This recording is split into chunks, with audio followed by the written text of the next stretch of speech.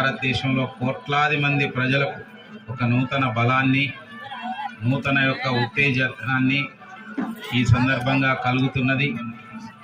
కొన్ని వందల సంవత్సరాల నుంచి, దాదాపుగా 500 సంవత్సరాల నుంచి ఈ యొక్క పోరాటం నడుస్తూ మరి ఈనాటికి ఆ శ్రీరామచంద్ర ప్రభు జన్మించిన అయోధ్యలో ప్రాణ ప్రతిష్ఠ కార్యక్రమం జరిగి ఒక భవ్యమైన రామ మందిరం జరగాలని ఎంతోమంది కరసేవకులు ఆకాంక్షించారు, వెళ్ళారు, పోరాటం చేశారు, అనేక మంది ప్రాణాలు అర్పించారు.